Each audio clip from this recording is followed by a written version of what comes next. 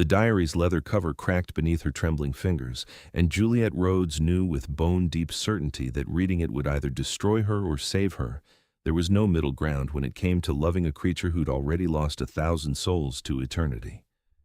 The candlelight flickered across the yellowed pages, and she steadied her breath as she opened to the first entry. The handwriting was elegant, archaic. The ink faded to a rusty brown that made her stomach turn because she knew what it was. Blood. His blood. The Vampire King had written his history in the only permanent ink his kind possessed themselves. Château. Serafina, the first page read, dated 1247. Hair like wheat fields under moonlight. She sang in the cathedral, and I thought perhaps redemption might wear a human face. I was wrong. She screamed when she saw what I truly was. I gave her mercy a swift death rather than the turning she begged for in terror. I have learned that begging born of fear creates only monsters. Juliet's hand shook, nearly dripping hot wax across the ancient paper. She shouldn't be here, in the depths of Castle Dracul's forbidden library, reading the private confessions of Vladmir Thorne, the Vampire King who currently ruled the immortal realm beneath London's glittering surface. She definitely shouldn't be falling in love with him, but it was far too late for should or shouldn't. She'd met him 6 weeks ago in the most mundane way possible. A car accident at midnight, her Honda Civic crumpled against a light post in the rain, his black Rolls-Royce pulling over despite every survival instinct that should have told him to leave the human alone. She'd been bleeding from a cut on her forehead, and she'd watched his nostrils flare, watched his eyes darken from silver to obsidian, watched him fight himself with a restraint that seemed to cost him physical pain. "You're hurt," he'd said, his voice accented with something older than English, older than most modern languages. "I'm fine," she'd lied, because even then, even before she knew what he was, she'd recognized danger in the white hair that fell past his shoulders, in the too pale skin that seemed to glow against the darkness, in the predatory grace of his movements. "You're bleeding." He'd moved faster than her eyes could track, suddenly beside her car window, and she'd seen the hunger and the humanity warring in his beautiful, terrible face. "I should leave you. I should drive away and forget I saw this." "But you won't," she'd whispered, and she didn't know what instinct made her say it. "No." His jaw had clenched.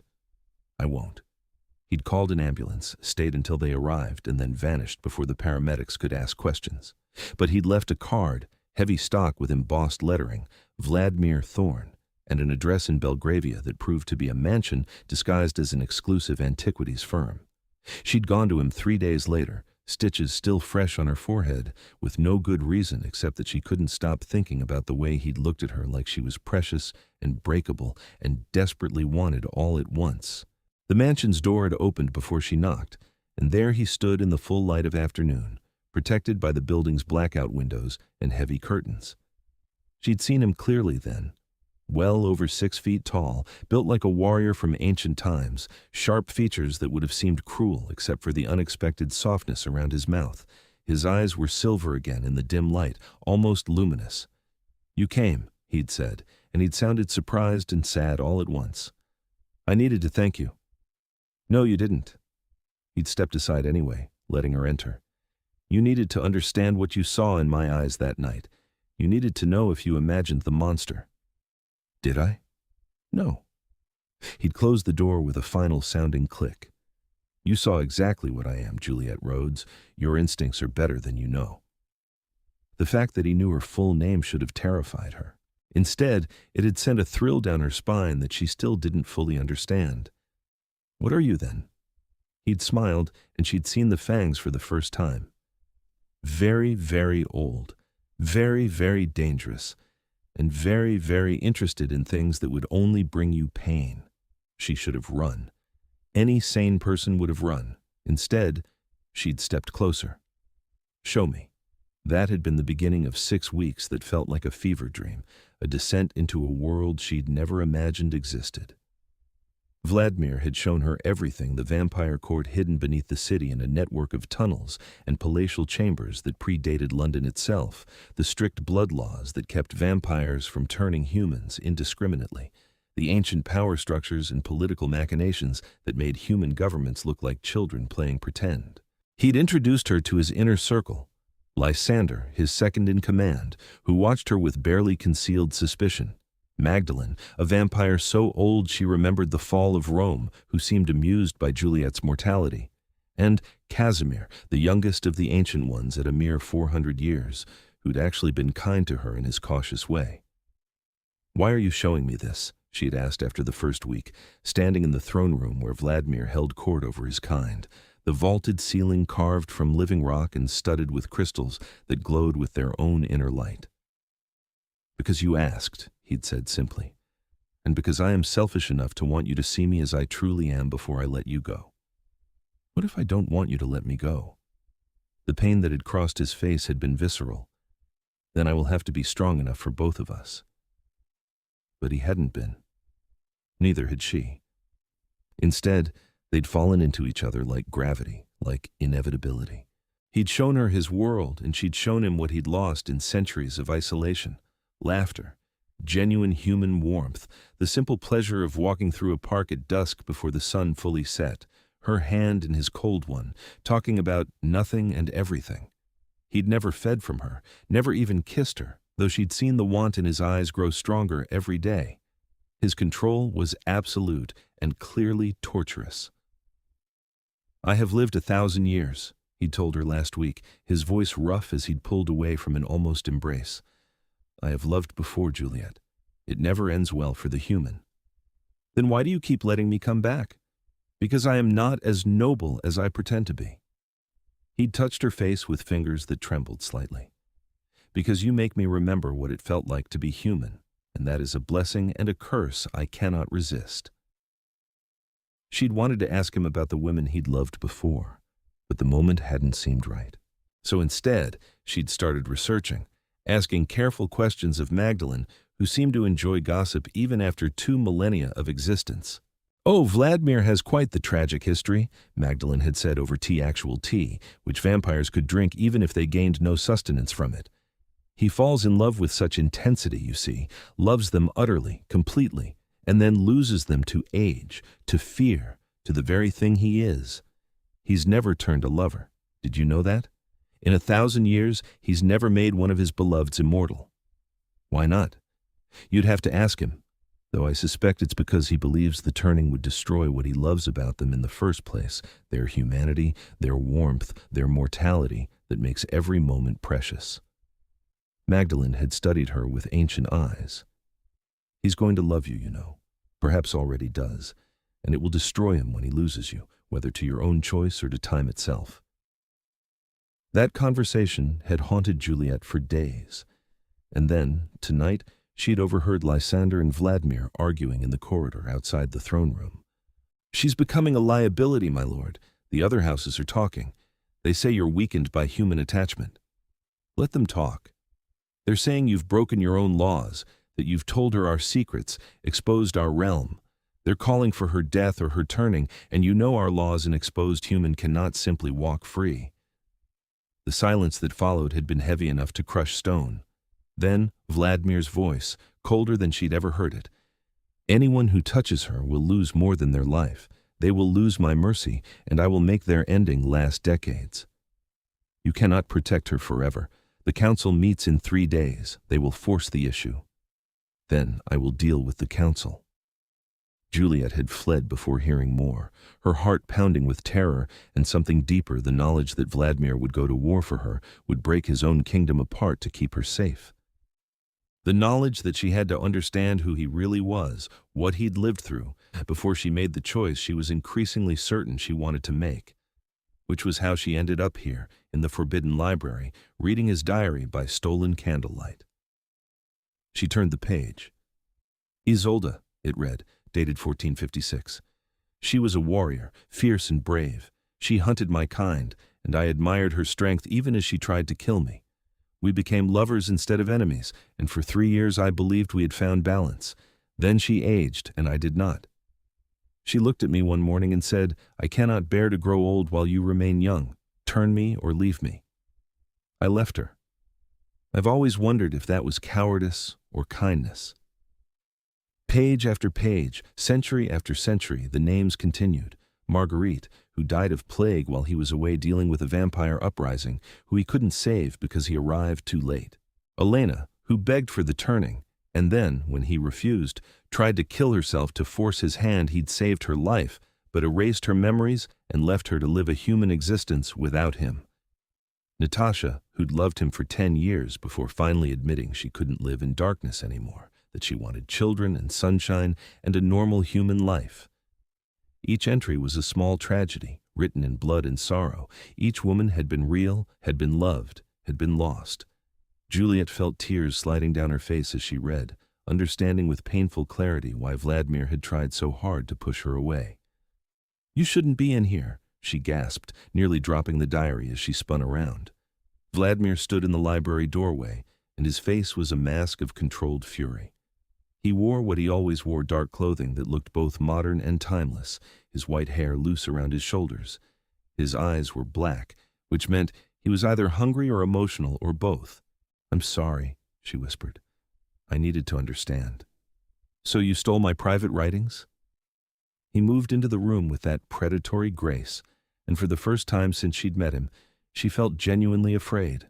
Not of physical harm, she knew instinctively he'd never hurt her, but of the pain in his eyes.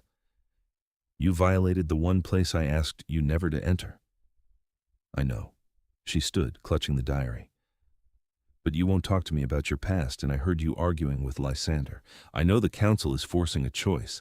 I know I'm in danger, and I needed to know why you won't just turn me and solve everything." The fury drained from his face, leaving only exhaustion. He looked, in that moment, every one of his 1,000 years. "Because I have turned people I loved before, Juliet. Not lovers, but friends, family. And I have watched the turning destroy everything I cherished about them. The humanity fades, the warmth becomes cold. The person I loved disappears into the immortal creature they become, and I am left with a stranger wearing a beloved face." She hadn't known that. "The diary only mentions the human women you loved." "Because those were the losses that taught me the most painful lessons." He crossed the room slowly, giving her time to retreat if she wanted. She didn't. "But yes, I have turned others. My sister, when she was dying of a wasting disease in 1156, she survived, she became immortal, and within a decade, she despised me for saving her, for trapping her in this existence. She walked into the sun in 1167, and I have carried that guilt for nearly 900 years. Vladmir. I turned a human friend, a scholar, in 1403. He begged me for immortality so he could continue his research forever. The turning drove him mad within a century. He became a monster who preyed on children. I had to execute him myself." His voice was steady, but his hands shook. "I turned a young soldier dying on a battlefield in 1702 because he reminded me of who I was before my own turning, and I thought I could mentor him, guide him to be different. He was different. He was cruel where I tried to be controlled. He enjoyed the hunt in ways that sickened even our kind. He's still alive, somewhere in Eastern Europe. And he is a nightmare I unleashed on the world." Juliet set the diary down carefully. "But you've also turned people who survived well, haven't you? Lysander, Magdalene, Casimir, they're not monsters." "Lysander was turned by his own dying father, who begged me to do it to preserve their family line. I didn't choose him, I honored a debt. Magdalene was turned during the Roman Empire by someone else entirely. Casimir was an accident. He was dying of a vampire attack by another of our kind, and I turned him to save his life, only to discover he had the will and temperament to survive the transformation intact." Vladmir reached out slowly, telegraphing the movement, and touched her face with heartbreaking gentleness. "The point, my stubborn human, is that I cannot predict who will survive the turning with their soul intact, and who will become something monstrous. And I cannot bear the thought of watching you become something else, something that looks at me with your eyes but isn't you anymore. You're afraid." She understood it fully now, the depth of his terror. "I am petrified." His thumb brushed away one of her tears. "I have lived 1,000 years, Juliet Rhodes. I have survived wars and plagues and the fall of empires, and nothing in all that time has frightened me as much as the thought of destroying you." "But leaving me human means I die anyway," she pointed out quietly. Whether the council kills me or time does eventually, you lose me regardless." His jaw clenched. "The council will not touch you. I will go to war with every house if I must. You'll tear apart everything you've built for centuries, for me. One human who'll be dead in 50 or 60 years anyway if we're lucky." She stepped closer until they were nearly touching. "That's not sustainable, and you know it. I don't care." "Yes, you do. You care about your people, about the stability of the vampire realm, about the blood laws that keep humans safe from indiscriminate attacks." She'd learned enough in 6 weeks to understand the delicate political balance he maintained. "You can't actually go to war over me without consequences that would hurt thousands. Watch me." His voice was steel and promise. "Vladmir." She took his cold hands in her warm ones. What if there was another option? Suspicion flickered across his face. What option? "You've turned people out of obligation, out of mercy, out of desperate circumstances, but you said yourself you've never turned a lover. What if the reason your lovers never asked to be turned, or the reason it felt wrong when they did, was because deep down you both knew they didn't truly want this life? Isolde wanted to stay young, but not to live in darkness. Natasha wanted you, but also wanted children and sunshine. Elena wanted immortality, but hadn't counted the cost." She squeezed his hands. "I'm different. Juliet, I'm not asking you to turn me right now," she interrupted.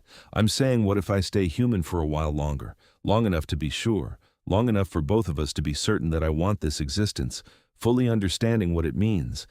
And if the council forces your hand before then, you tell them I'm under your protection as a potential consort, which buys us time under vampire law."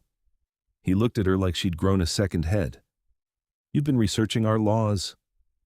"Magdalene is a wonderful teacher when properly bribed with good tea and gossip." She managed a shaky smile. "I know that a vampire of your rank can claim a human as a potential consort, which grants them protection and time to make an informed choice about turning. I know the council can't interfere with that claim unless I explicitly refuse the honor or a year passes without commitment, and I know you've never used that law before because you've never wanted to. Because it's essentially a political engagement," he said flatly. "It announces to the entire vampire world that I intend to make you my eternal companion. Yes. It would make you a target for my enemies, a pawn in court politics, a subject of endless scrutiny and gossip. I know. It would mean you'd have to live here, in the castle, under guard, separated from your human life." "I don't have much of a human life," she said honestly.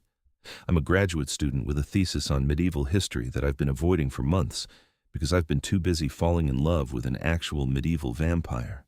My parents are dead. I have friends, but no one close enough to miss me if I told them I was taking a research sabbatical abroad. My life has been half-lived for years, Vladmir. I just didn't realize it until I met you."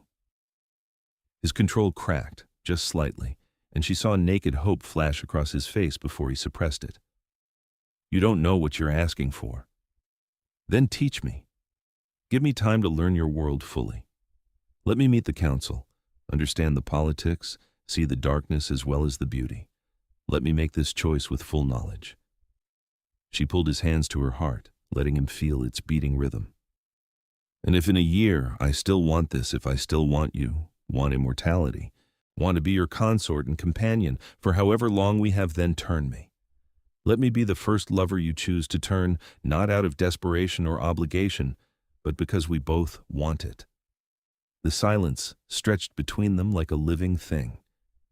She could see him thinking, weighing, calculating odds and risks and possibilities.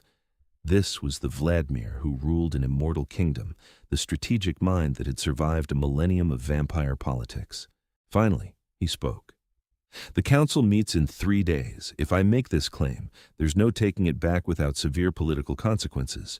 You would be mine in the eyes of every vampire in existence. Would I be yours in your eyes?" His expression softened into something that made her breath catch. "You have been mine since the moment you stepped into my home and demanded to see the monster. I have been yours since I first saw you bleeding in that wrecked car and chose your life over my own safety. The question has never been whether I want you, Juliet. The question is whether I have the right to bind you to this existence. You're not binding me. I'm choosing."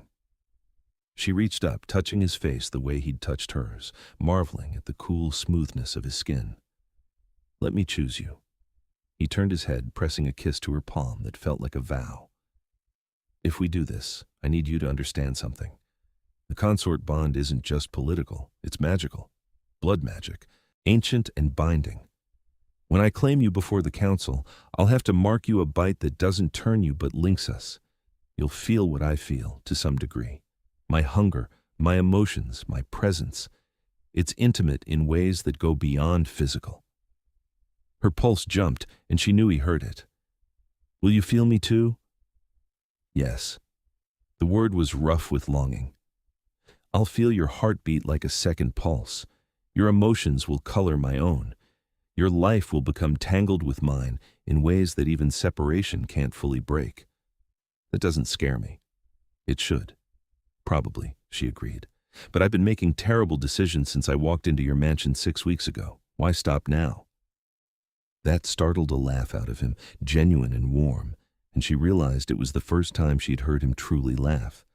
The sound transformed his face from severe beauty into something almost boyish, and she fell even more hopelessly in love. "You're absolutely certain?" he asked, serious again. "Once I make this claim, the council will expect commitment. They'll test you, politically and personally. They'll look for any weakness to exploit." "Then we don't give them any." She tried to sound braver than she felt. "Besides, you'll teach me how to navigate their politics, won't you? Every moment of every day if necessary." He pulled her closer until they were finally, properly embracing for the first time. His body was cool against hers, solid and strong. "I'm going to make you a promise, Juliet Rhodes. If you do this, if you give me a year to prove that this life can be good, can be beautiful despite the darkness, I will do everything in my power to make you happy. And if at the end of that year you decide this isn't what you want after all, I will let you go. I will erase your memories if you wish it, set you up with a new life somewhere safe, and I will not follow you." "You'd let me go?" She didn't believe it. She didn't. "I'd let you go," he confirmed, though the words clearly cost him. "Because keeping you against your will or your best interest would make me the monster I've spent centuries trying not to become." She buried her face in his chest, breathing in his scent, old paper and winter air, and something indefinably him. "You're not going to have to let me go. We'll see." He held her like she was precious, like she might break. "For now, let's focus on surviving the council meeting. I need to prepare you, teach you etiquette and protocol. The next 3 days are going to be intense." "I'm ready." "No, you're not." But he said it with affection rather than criticism. "But we'll get you there." The next 3 days were indeed intense. Vladmir proved to be a demanding but patient teacher, drilling her on vampire political structures, the names and allegiances of the major houses, proper forms of address for different ranks. Magdalene joined in, clearly delighted to have a project, teaching Juliet the subtle language of vampire court, the meaning of specific gestures, the significance of where one stood in the throne room, how to spot potential allies and enemies. "The key," Magdalene explained over their now daily tea, "is to remember that vampires respect strength but prize control. Show fear and they'll eat you alive, sometimes literally. Show too much aggression and they'll see you as a threat to eliminate. You must walk the line between confident and respectful." "That sounds impossible." "It's an art form," Magdalene agreed cheerfully. "One that takes decades to master, which is why most humans don't survive their first court appearance. But you have advantages they didn't." "Such as?" "Vladmir, for one. His protection is absolute, and he's powerful enough that few would dare challenge him directly. Me, for another, I'm respected as one of the eldest, and I've decided I like you. And your own intelligence, which is considerable, even if untrained in our ways."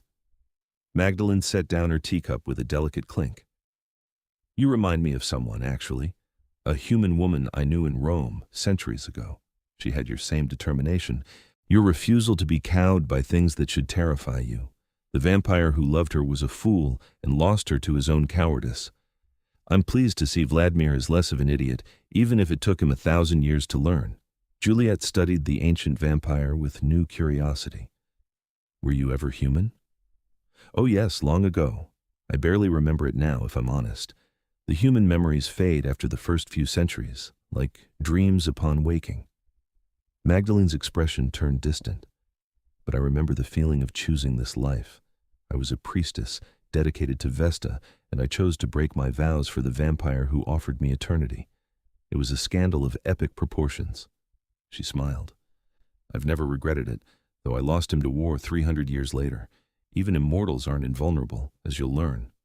That doesn't scare you? Loving and losing over and over? It's the price of existence, human or vampire. At least we have the time to love deeply when we find it. Magdalene reached over and patted Juliet's hand with surprising warmth. You're good for him, you know. Vladmir has been half alive for centuries, going through the motions of ruling without any real passion. You've woken something in him. The whole court can see it. That night, Vladmir took her down to the deepest part of the castle, to a chamber she'd never seen before. It was circular, carved from black stone, with a ceiling that opened to the sky, or would have if they hadn't been far underground. Instead, crystals embedded in the rock above glowed with captured moonlight, creating an illusion of stars. This is the claiming chamber, he explained. This is where I'll mark you tomorrow night in front of the council. She turned in a slow circle, taking in the ancient carvings on the walls, vampires and humans entwined, scenes of blood and binding. How does it work exactly? The claiming?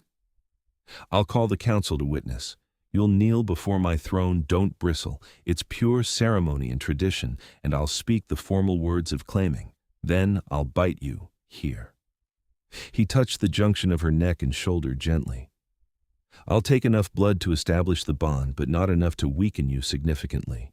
My blood will mix with yours at the wound site, creating the magical link. It will hurt, he added honestly, but briefly, and then you'll feel the bond snap into place. And after that?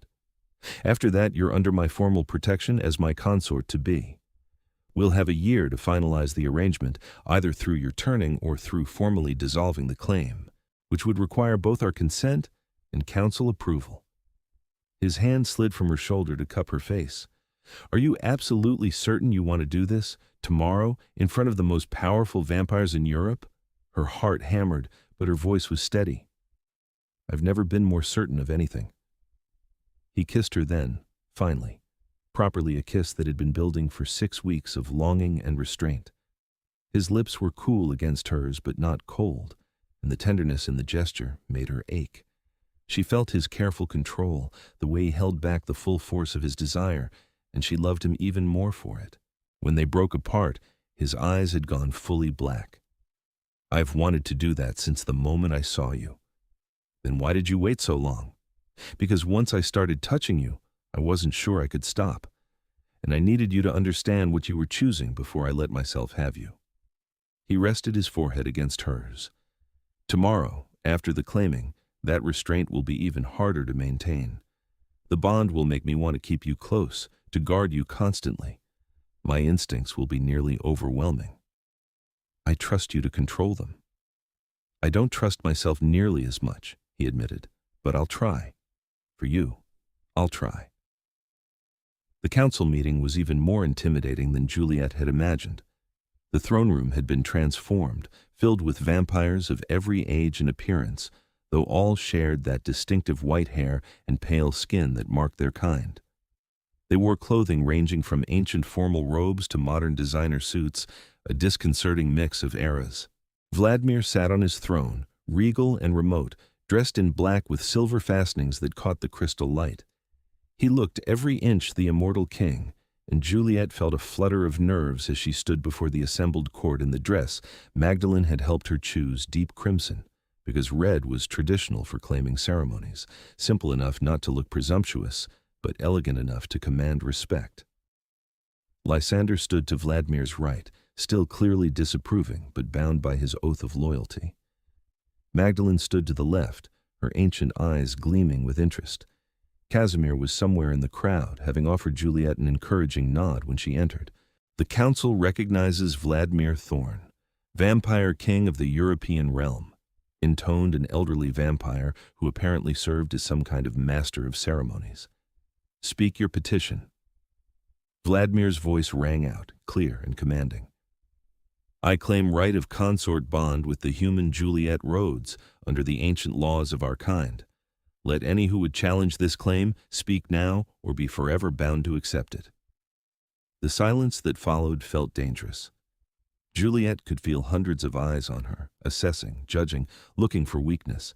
She kept her spine straight and her chin up, the way Magdalene had taught her.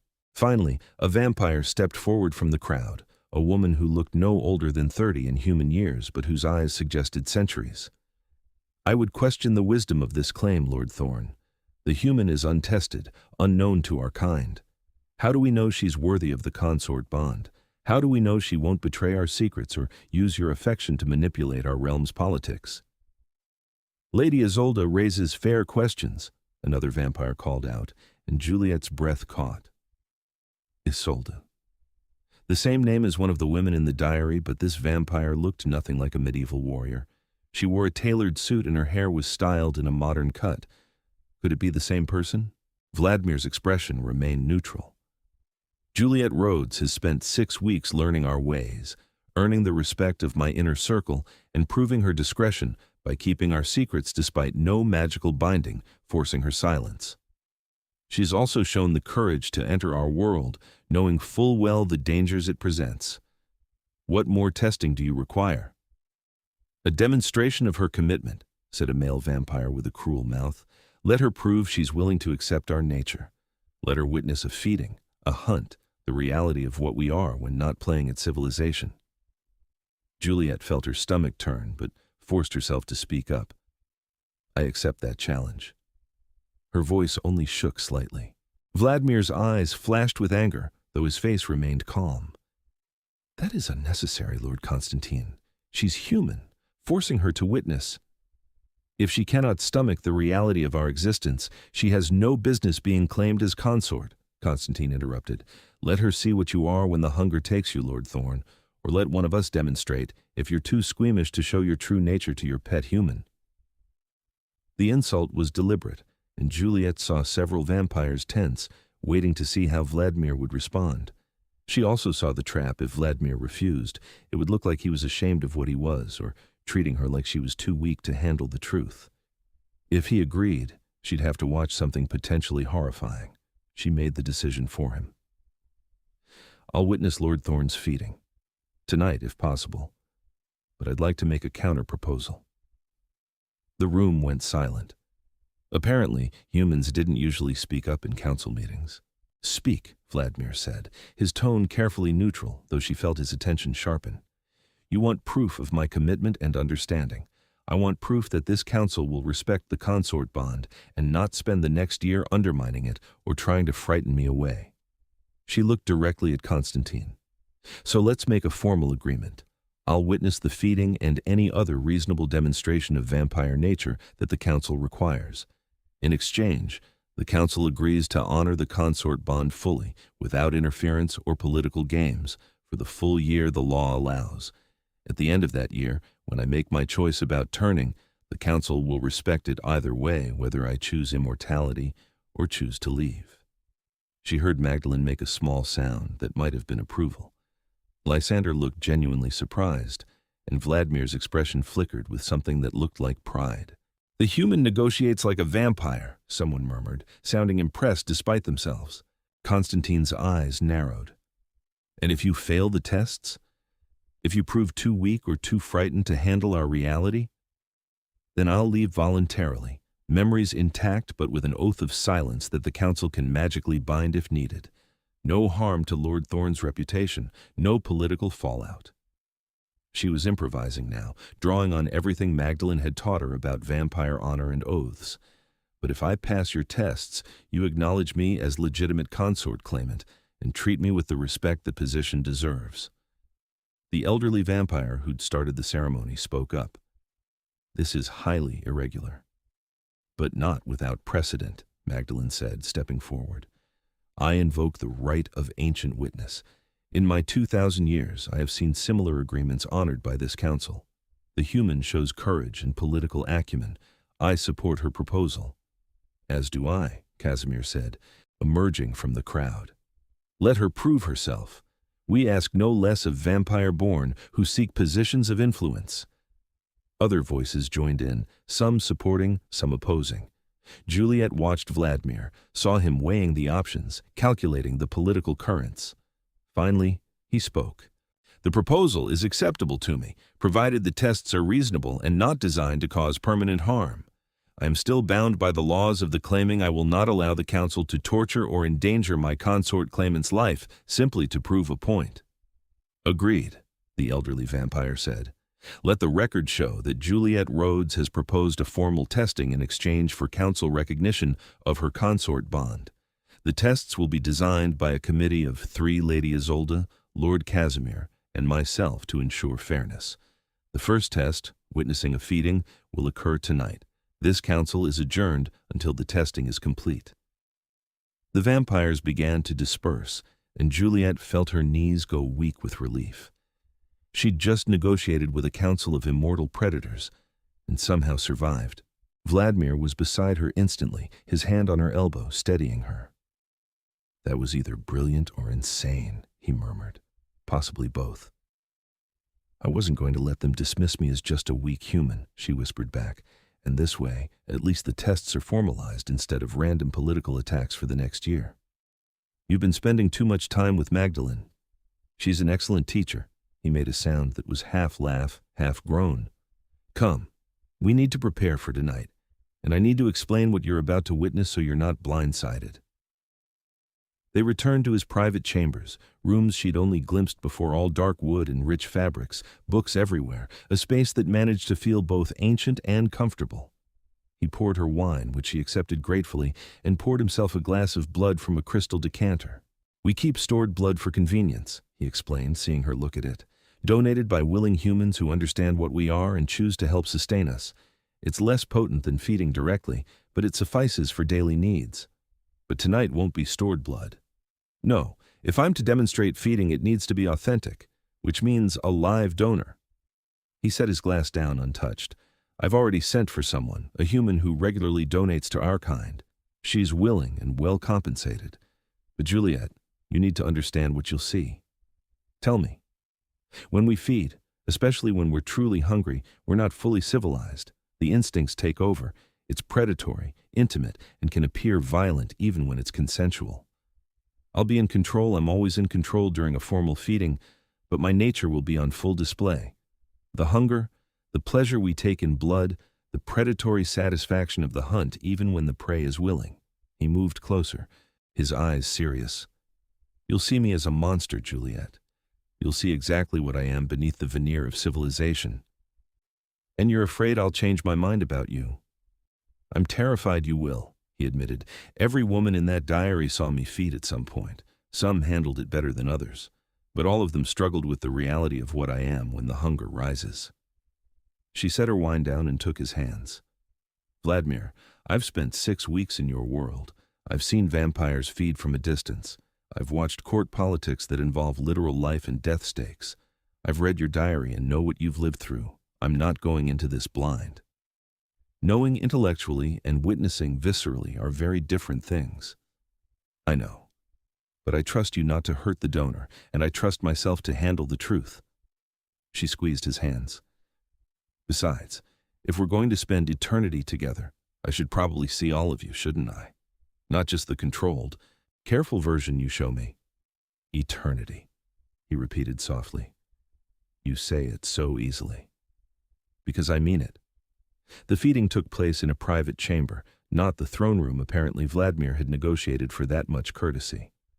The council's observers included Isolde, the elderly vampire whose name turned out to be Marcus, and Constantine, who still looked like he hoped she'd fail spectacularly.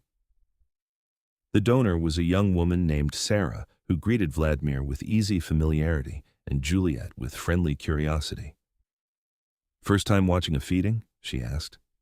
"Yes," Juliet admitted. "It's intense but not scary, at least not with Lord Thorne. He's always gentle." Sarah smiled. "I've been donating for 3 years now. The pay is excellent, and honestly, it's kind of a rush. You'll see." That should have been reassuring. Instead, it made Juliet more nervous. But she took her seat in the corner of the room, the observers arrayed around the space, and watched as Vladmir approached Sarah. He'd changed clothes, she noticed, into something dark and flowing that looked like it belonged in a different century. His hair was loose, his feet bare, and he looked more inhuman than she'd ever seen him.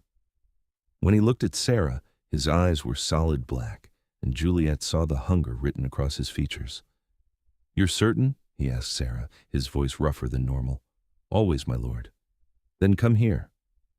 Sarah went to him without hesitation, and Vladmir moved with that supernatural speed, pulling her close. For a moment they stood there, and Juliet could see him fighting for control. Then he struck, his fangs sinking into Sarah's neck, and the woman gasped, not in pain, but in what sounded disturbingly like pleasure. Vladmir fed, and Juliet watched, forcing herself not to look away.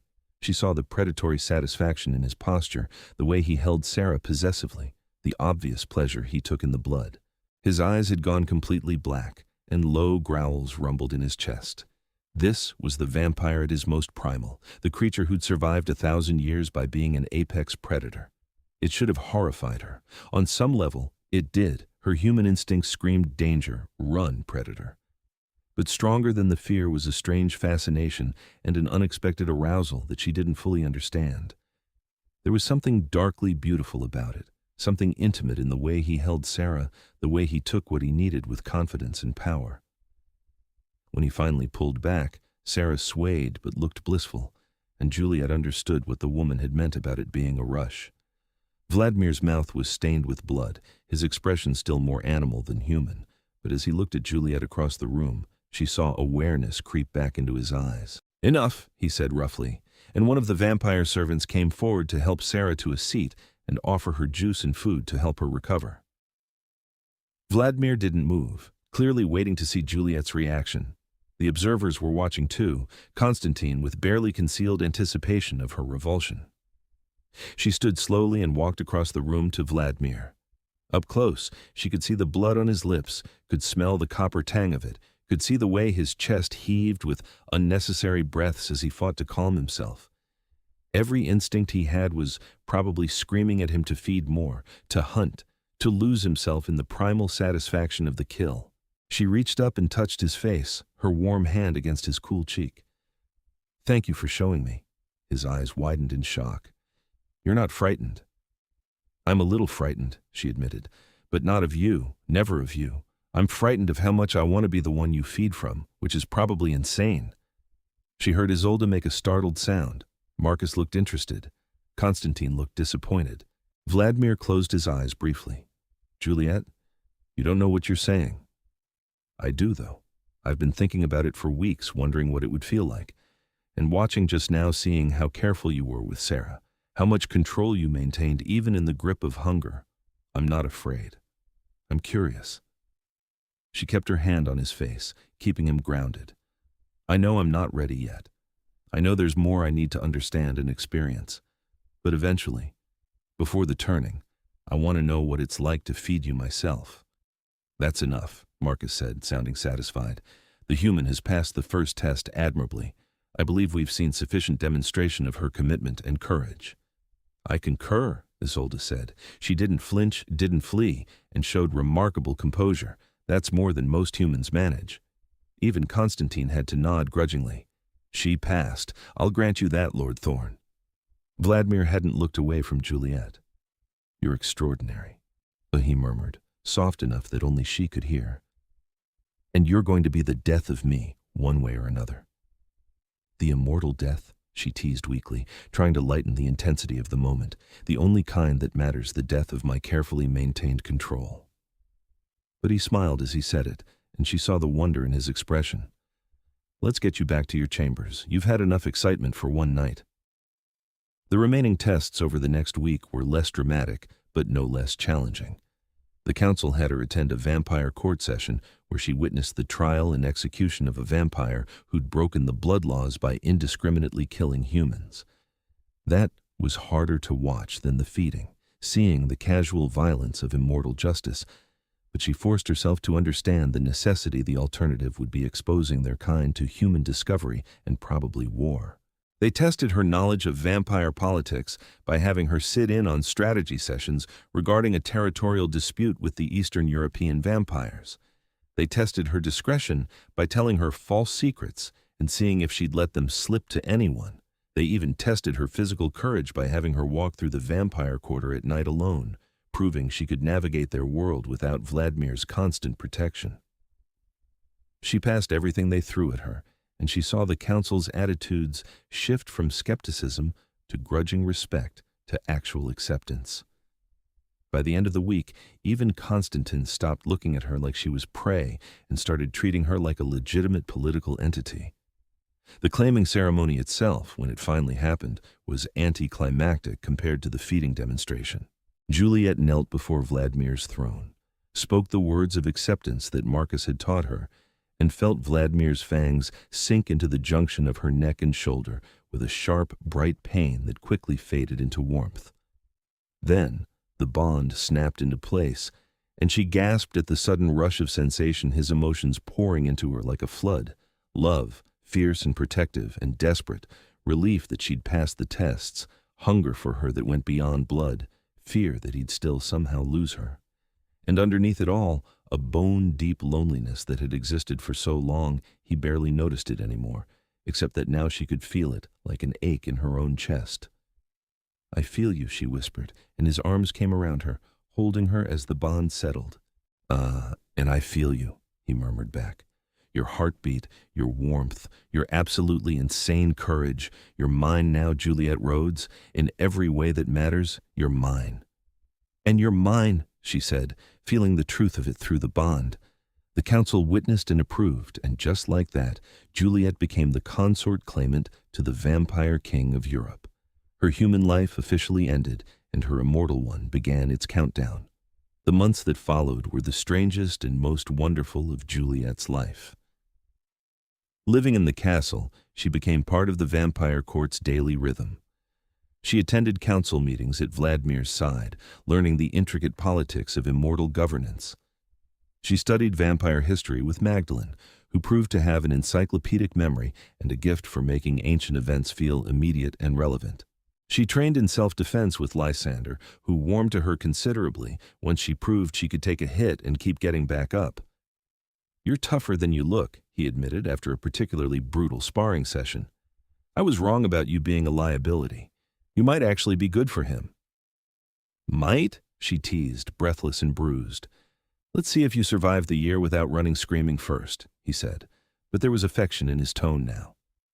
She spent long nights talking with Casimir, who shared her love of literature and had known Shakespeare personally, which led to fascinating discussions about the real man versus his legend. She learned to navigate the complex social hierarchies of the court, made allies among the younger vampires, and even found herself mediating disputes when asked. Apparently her outsider perspective was valued. But mostly, she fell deeper in love with Vladmir. He courted her properly, the way he said he'd courted human women in centuries past, with poetry and music, with long walks through the underground gardens where bioluminescent plants created an alien beauty, with gifts that showed he paid attention to everything she mentioned in passing. A first edition of her favorite book, a necklace made from a meteor that had fallen the year she was born, a painting of sunrise since he couldn't take her to see one himself. They talked for hours about everything and nothing. He told her stories of his human life, barely remembered now but precious for their rarity. She told him about her childhood, her dreams before she'd met him, her fears about losing herself in the turning. "What if I become someone else?" she asked one night, curled against him in his chambers. They'd grown more physically intimate over the months, though he still maintained careful boundaries, refusing to make love to her fully while she was human. "What if the turning changes me so much that I'm not the person you fell in love with anymore?" "Then I'll fall in love with who you become," he said simply. "Juliet, the turning doesn't erase your soul, it changes you, yes. You'll be stronger, faster, immortal. You'll need blood to survive. You'll lose the ability to walk in sunlight, to age, to have children. Those are real losses, and I won't pretend otherwise. But your core self, your courage and kindness and sharp mind, those don't disappear unless you let them." "But your sister—" "My sister was turned to escape a disease she saw as weakness. She resented needing to be saved, resented me for making the choice when she was too ill to consent fully. The turning amplified that resentment into hatred." His hand stroked through her hair gently. My friend the scholar was turned to pursue knowledge, but discovered that immortality made knowledge feel pointless without the urgency of mortality to drive him. He went mad from the lack of purpose, not from the turning itself. And the soldier? Was cruel as a human and became crueler as a vampire. I didn't see it because I wanted to save him, wanted to mentor someone, but the darkness was already there. The turning just gave it power. He tilted her face up to look at him. You're none of those things, Juliet. You're choosing this with full knowledge and consent. You're choosing it to gain something, not escape something. And you have a purpose that immortality will only enhance. You want to help me build a better world for both vampires and humans, to bridge the gap between our kinds. That purpose will sustain you. You really believe that? I really do. I've watched you these past months. You're thriving in this world, not just surviving. You've made friends, gained political influence, found work you're passionate about. The only thing holding you back from being fully part of this realm is your mortality. The turning will free you, not trap you. She wanted to believe him. Most days she did, but the fear lingered, a small voice that wondered if she was making a terrible mistake. The breakthrough came 8 months into her consort year, during a crisis that threatened everything. A rogue group of vampires from Eastern Europe, led by a vampire lord named Draven, who'd apparently hated Vladmir for centuries over some ancient grudge, launched an attack on the London realm. They struck at dawn when most of Vladmir's people were at their weakest, using human mercenaries armed with UV weapons to devastating effect. The castle went into lockdown, but not before several vampires were killed, including 2 members of the inner circle. Juliet found herself trapped in the throne room with Vladmir, Lysander, and a handful of guards, while Draven's forces tried to break through the reinforced doors. We're pinned down, Lysander said grimly. The UV weapons are preventing us from mounting an effective counterattack. We need reinforcements, but everyone's scattered trying to protect the civilian vampires. Vladmir was on his feet, pacing like a caged predator, the bond broadcasting his fury and fear. Juliet, you need to get to the safe room, now. The safe room is 3 corridors away and probably surrounded, she pointed out. I'm safer here with you. You're human. Those mercenaries won't hesitate to kill you. And I'm your consort. If I run and hide while you fight, what does that say to your people? She'd learned enough about vampire politics to know that perception mattered. Besides, I might actually be useful. How? Lysander demanded. I can walk in UV light. They're using it as a weapon because it hurts you, but it doesn't affect me at all. An idea was forming, desperate and probably stupid. What if I go out there? Talk to the mercenaries, try to negotiate or at least distract them while you figure out a better strategy. Absolutely not, Vladmir said flatly. You could be killed. I could be killed hiding in here if they break through. At least this way I'm doing something useful. She grabbed his arm, feeling his cold fear through the bond and sending back her determination. Trust me, please. The doors shuddered under another assault. They were running out of time and options. I'll go with her, Lysander said suddenly. Cloaked and shadowed. The mercenaries won't see me, but I'll be close enough to protect her if things go wrong. Vladmir looked between them, clearly torn between his protective instincts and the tactical necessity. Finally, he nodded. If you're not back in 10 minutes, I'm coming after you regardless of the UV weapons. Deal. Juliet approached the doors, and Lysander melted into shadows beside her. Apparently that was a power older vampires had, something Vladmir had been teaching her about. She called out, I'm human! I'm opening the doors to talk! Don't shoot! A tense pause, then a rough voice. Come out slowly. Hands up. She did, stepping into the corridor and squinting against the harsh UV lights they'd set up. Behind her, she felt Lysander's presence, invisible but reassuring. Ahead were 6 mercenaries in tactical gear, looking surprised to see a human. Who are you? Their leader demanded. Juliet Rhodes. I'm the Vampire King's consort claimant. She kept her hands visible and her voice steady. And I'm here to tell you that you're making a terrible mistake. We're here to kill vampires, not negotiate with their human pets. I'm not a pet. I'm a political entity recognized by vampire law. And the vampires you're trying to kill? They're the ones maintaining the treaties that keep your kind safe from indiscriminate vampire attacks. You kill Vladmir Thorne and his inner circle, and you'll have vampire chaos. Every rogue vampire, every hungry newborn, every monster they've been keeping in check will be unleashed on the human population. She saw uncertainty flicker across a few faces. Good. Keep talking. I used to be fully human like you. I lived in London, went to university, had a normal life. Then I met Vladmir and learned the truth that vampires and humans have been coexisting for millennia, and it only works because of leaders like him who enforce the blood laws. You think you're protecting humanity by attacking the castle? You're endangering millions. Draven says Thorne is planning to enslave humanity, the leader countered, but he sounded less certain. Draven is a liar who's been holding a grudge for centuries over territory disputes. He doesn't care about humanity. He wants power. She took a careful step forward. Look, I get it. Vampires are terrifying. Finding out they exist probably turned your world upside down. But killing indiscriminately isn't the answer. There are good vampires and bad ones, just like there are good humans and bad ones. Help me protect the good ones, and I promise you'll be rewarded and protected.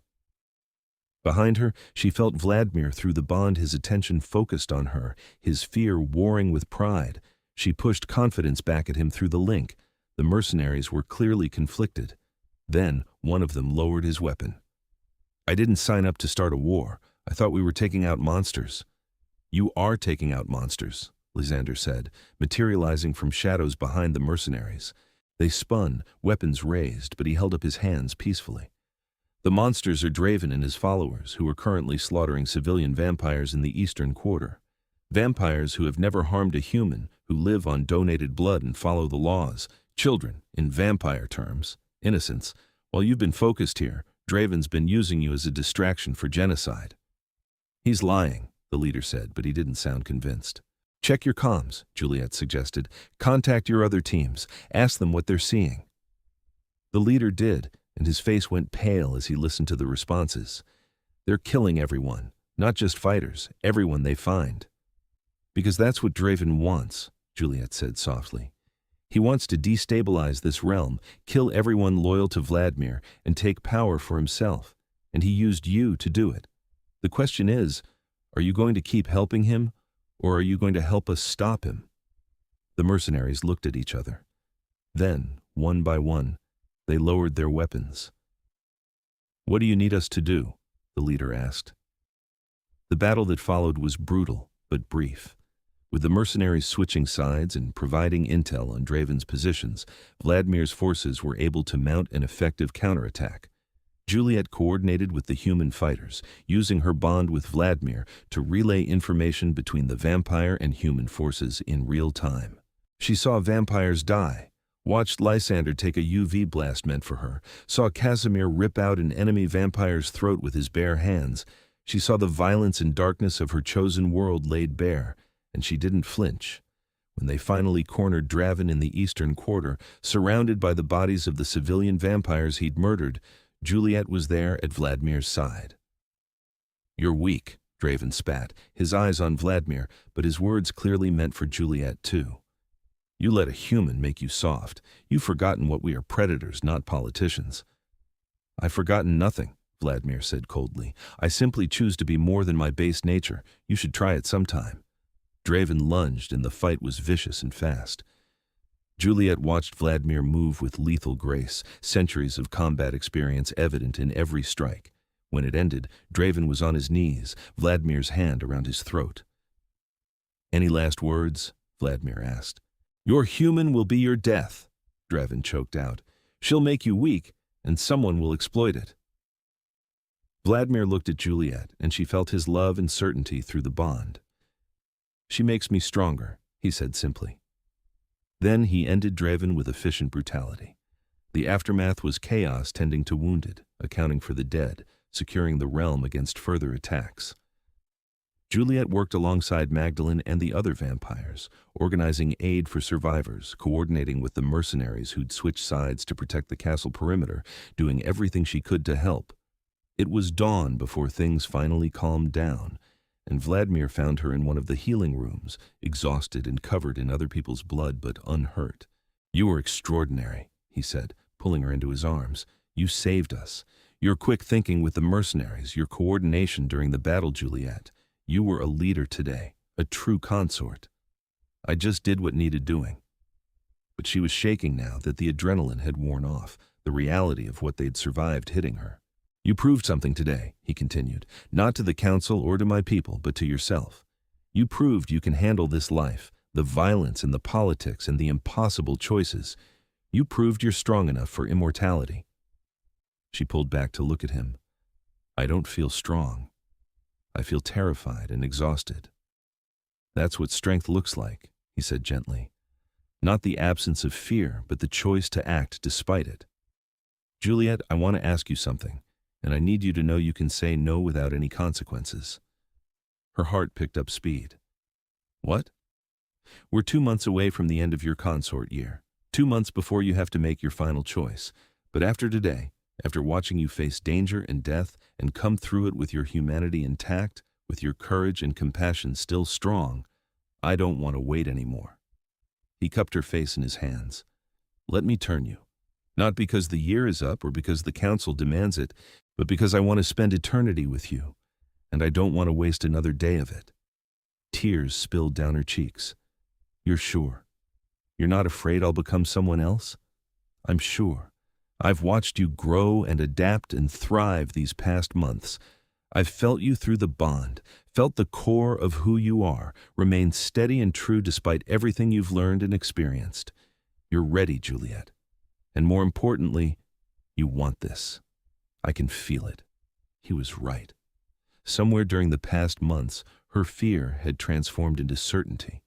She'd found her place in this world, found work she was passionate about, found love that made everything else make sense.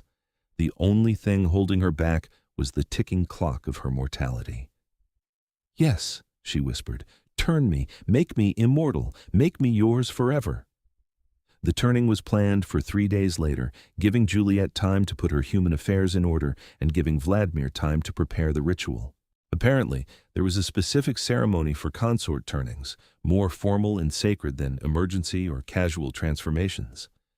Magdalene helped Juliet write letters to her few remaining human friends, vague explanations about research opportunities abroad that would keep them from worrying. Casimir walked her through what to expect: the pain, the death of her human body, the rebirth into immortal form. "It will hurt," he said honestly. "Vladmir's venom will feel like fire in your veins as it transforms you. Your heart will stop, and there will be a moment of darkness that feels like true death. But then you'll wake, and everything will be different. Sharper, clearer, more intense. Colors you've never seen, sounds you've never heard, strength you've never imagined. It's terrifying and beautiful all at once." "How long does it take?" "Depends on the person. Could be hours, could be a full day. Vladmir will stay with you the entire time, feeding you his blood to help the transformation. The more ancient the vampire, the smoother the turning usually goes, and Vladmir is about as ancient as they come in this realm." Lysander, surprisingly, was the one who helped her come to terms with the losses. "You'll miss the sun," he said bluntly. "Don't let anyone tell you otherwise. I was turned 200 years ago, and I still sometimes dream about daylight. You'll miss the taste of regular food, though you can still eat it if you want. It just won't sustain you. You'll miss the easy anonymity of being human, the ability to blend into crowds without suppressing your true nature." "You're not exactly selling this," she pointed out. "I'm being honest.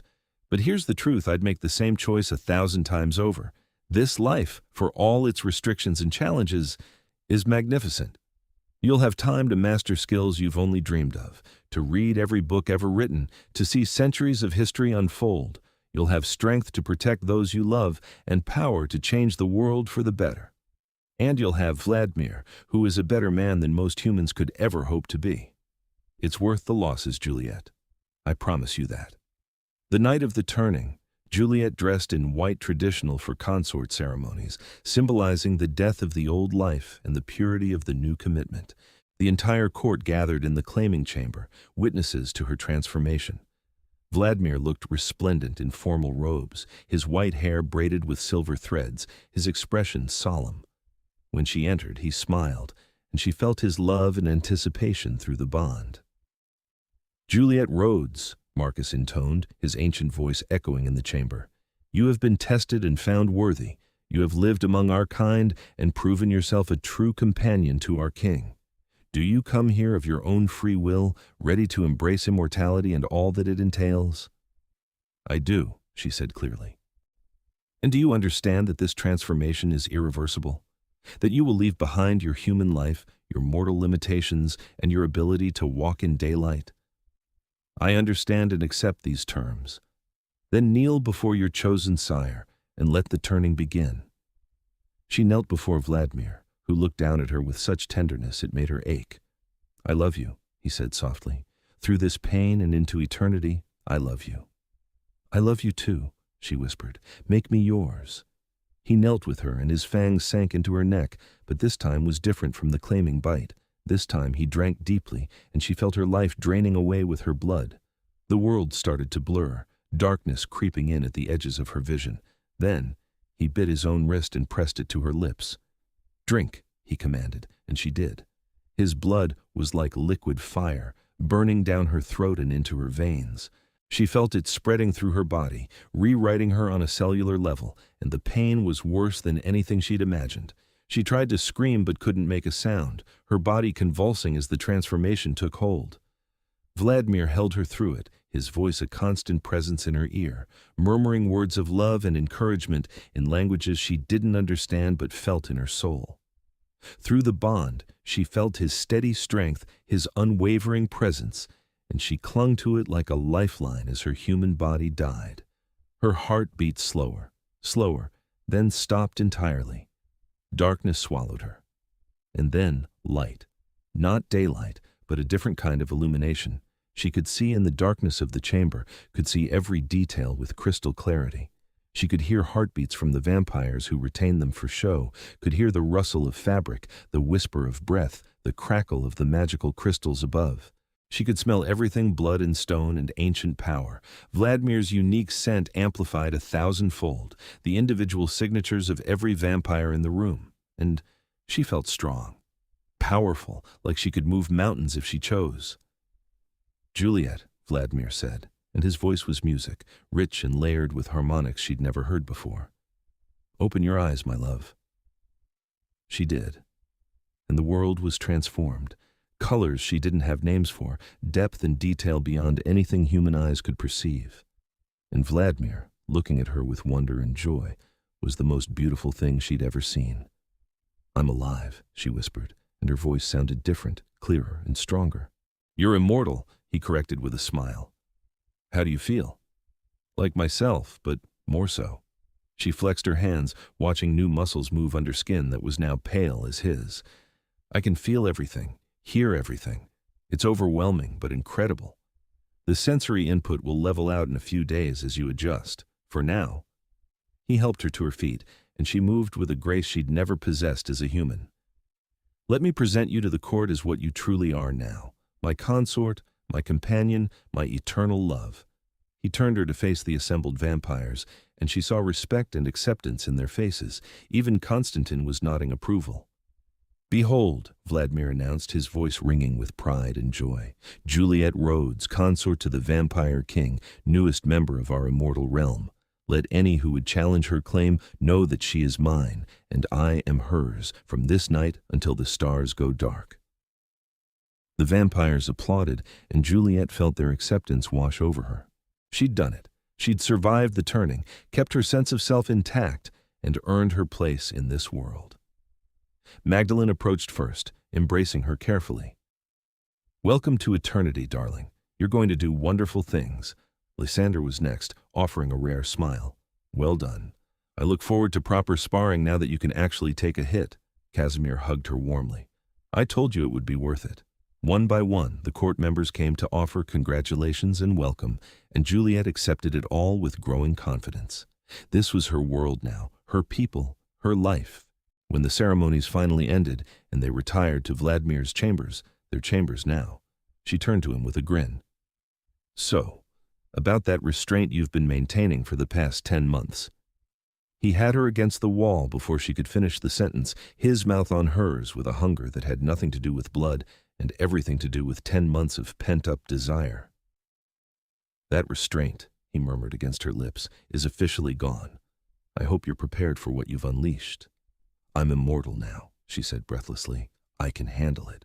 He proved her both right and wrong over the next several hours, taking her apart with centuries of experience and putting her back together with infinite patience and devastating precision. Her new vampire senses made everything more intense, and she discovered that immortal stamina was very, very real. Much later, tangled together in silk sheets, she traced lazy patterns on his chest and smiled. "I can't believe I was afraid of this. The turning, I mean. It's incredible." "You're incredible," he corrected. "Not everyone adapts this well.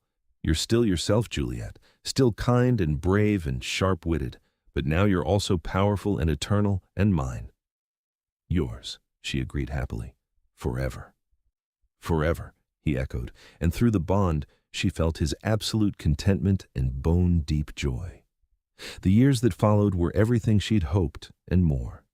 She grew into her role as consort, helping Vladmir modernize vampire laws and establish better protections for both vampires and humans. She became a diplomat between their worlds, using her unique perspective as a former human to bridge gaps and build understanding. She traveled with Vladmir to other vampire realms, met immortals from every corner of the globe, and saw wonders she'd never imagined.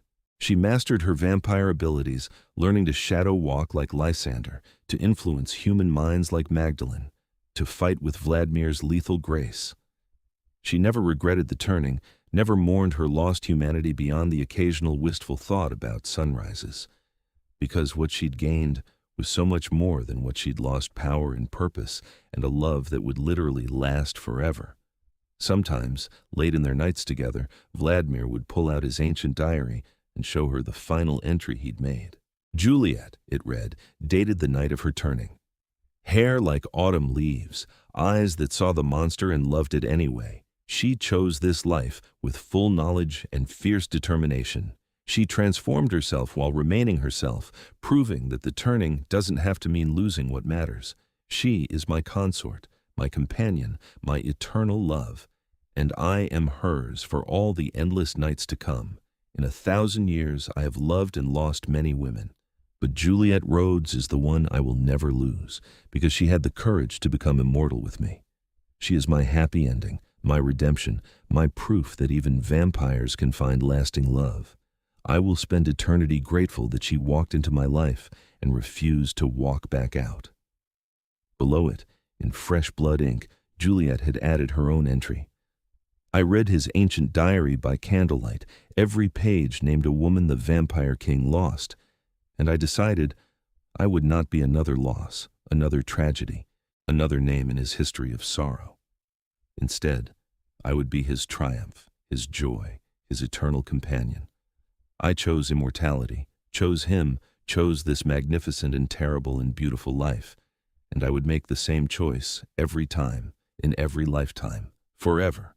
They had forever now, and they intended to use every moment of it.